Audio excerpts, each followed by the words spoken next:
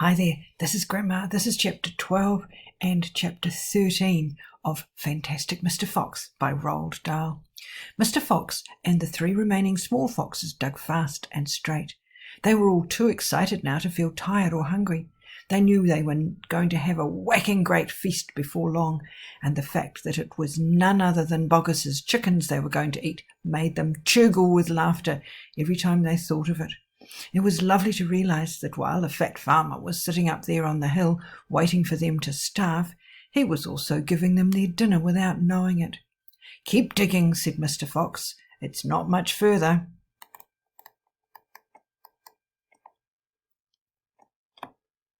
All of a sudden, a deep voice above their heads said, "Who goes there?"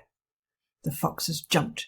They looked up quickly, and they saw, peeking through a small hole in the roof of the tunnel, a long, black, pointed, furry face. "Badger!" cried Mr. Fox. "Foxy!" cried Badger. "My goodness me, I'm glad to have found someone at last. I've been digging around in circles for 3 days and nights, and I haven't the foggiest idea where I am." Badger made the hole in the ceiling bigger and dropped down beside the foxes. A small badger, his son, dropped down after him. "Haven't you heard what's happening up on the hill?" Badger said excitedly. "It's chaos. Half the wood has disappeared, and there are men with guns all over the countryside. None of us can get out, even at night. We're all starving to death." "Who is we?" asked Mr. Fox. "All us diggers. That's me and Mole and Rabbit and all our wives and children. Even Weasel, who can usually sneak out of the tightest spots, is right now hiding down my hole with Mrs. Weasel and 6 kids. What on earth are we going to do, Foxy? I think we're finished." Mr. Fox looked at his 3 children and he smiled. The children smiled back at him, sharing his secret. "My dear old Badger," he said, "this mess you're in is all my fault." "I know it's your fault," said Badger furiously, "and the farmers are not going to give up till they've got you. Unfortunately, that means us as well. It means everyone on the hill." Badger sat down and put a paw around his small son. "We're done for," he said softly. "My poor wife up there is so weak, she can't dig another yard."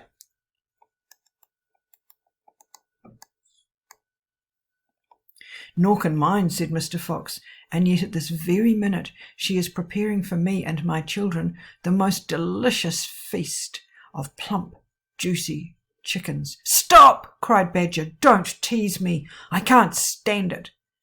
"It's true," cried the small foxes. "Dad's not teasing. We've got chickens galore." "And because everything is entirely my fault," said Mr. Fox, "I invite you to share the feast. I invite everyone to share it. You and Mole and Rabbit and Weasel and all your wives and children. There'll be plenty to go around, I can assure you." "You mean it?" cried Badger. "You really mean it?" Mr. Fox pushed his face close to Badger's and whispered darkly, "Do you know where we've just been?" "Where?"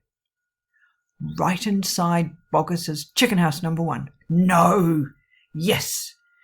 But that's nothing to where we're going now. You have come just at the right moment, my dear Badger. You can help us dig, and in the meanwhile, your small son can run back to Mrs. Badger and all the others and spread the good news." Mr. Fox turned to the small badger and said, "Tell them they are invited to a fox's feast. Then bring them all down here and follow this tunnel back until you find my home." "Yes, Mr. Fox," said the small badger. "Yes, sir. Right away, sir. Oh, thank you, sir." And he scrambled back through the hole in the roof of the tunnel and disappeared.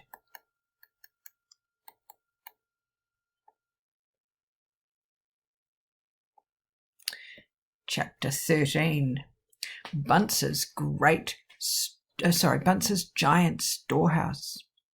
"My dear Foxy," cried Badger, "what in the world has happened to your tail?" "Don't talk about it, please," said Mr. Fox. "It's a painful subject." They were digging the new tunnel.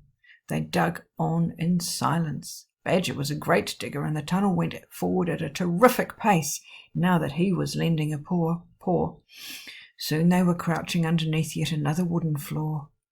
Mr. Fox grinned slyly, showing sharp white teeth. "If I am not mistaken, my dear Badger," he said, "we are now underneath the farm which belongs to that nasty little pot-bellied dwarf Buns. We are, in fact, directly underneath the interesting part of that farm." "Ducks and geese!" cried the small foxes, licking their lips. "Juicy, tender ducks and big fat geese." "Exactly," said Mr. Fox. "But how in the world can you know where we are?" asked Badger. Mr. Fox grinned again, showing even more white teeth. "Look," he said, "I know my way round these farms blindfold.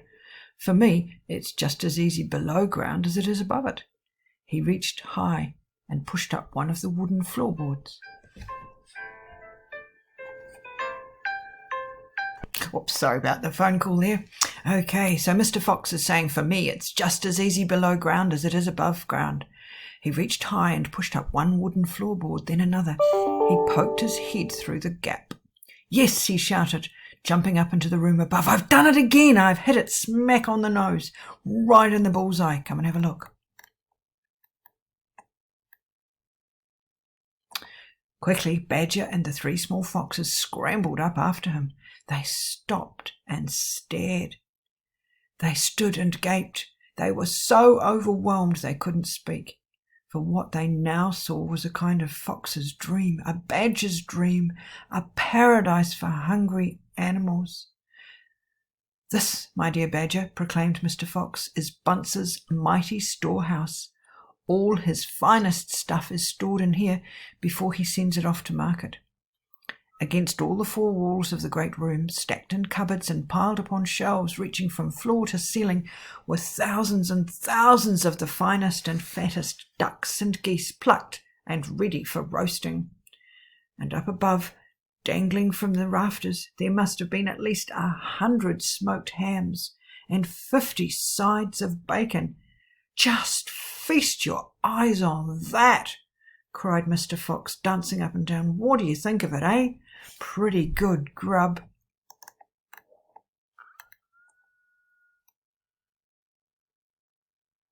Suddenly, as though springs had been released in their legs, the three hungry small foxes and the ravenously hungry Badger sprang forward to grab the luscious food. "Stop!" ordered Mr. Fox.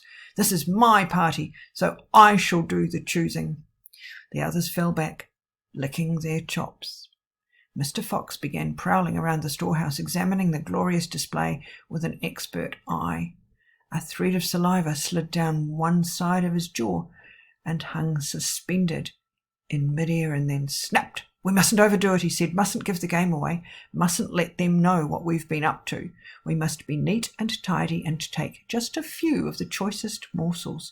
So, to start with, we shall have 4 plump young ducks." He took them from the shelf. "Oh, how lovely and fat they are. No wonder Bunce gets a special price for them in the market. All right, Badger, lend me a hand to get them down. You children can help as well. There we go. Goodness me, look how your mouths are watering. And now, I think we'd better have a few geese. 3 will be quite enough. We'll take the biggest. Oh my, you'll never see finer geese than these in a king's kitchen. Gently does it. That's the way. What about a couple of nice smoked hams? I adore smoked ham, don't you? Fetch me that step-ladder, will you please?" Mr. Fox climbed up the ladder and handed down 3 magnificent hams. "And do you like bacon, Badger?" "I am mad about bacon," cried Badger, dancing with excitement. "Let's have a side of bacon. That big one up there." "And carrots, Dad," said the smallest of the 3 small foxes. "We must take some of those carrots." "Don't be a twerp," said Mr. Fox. "You know we never eat things like that." "It's not for us, Dad. It's for the rabbits. They only eat vegetables." "My goodness me, you're right," cried Mr. Fox. "What a thoughtful little fellow you are. Take 10 bunches of carrots."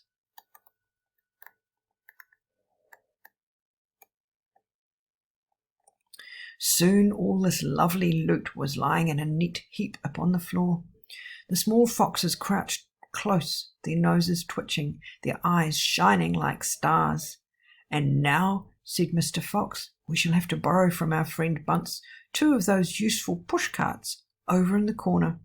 He and Badger fetched the push carts, and the ducks and geese and hams and bacon were loaded onto them. Quickly, the push carts were lowered through the hole in the floor. The animals slid down after them. Back in the tunnel, Mr. Fox again pulled the floorboards very carefully into place, so that no one could see they had been moved. "My darlings," he said, pointing to 2 of the 3 small foxes, "take a cart each and run back as fast as you can to your mother. Give her my love and tell her we are having guests for dinner. The badgers, the moles, the rabbits, and the weasels. Tell her it must be a truly great feast. And tell her the rest of us will be home as soon as we've done one more little job." "Yes, Dad, right away, Dad," they answered, and they grabbed a trolley each and went rushing off down the tunnel. Whoa, what a lovely lot of food they've got. Okay, tomorrow will be the next chapter.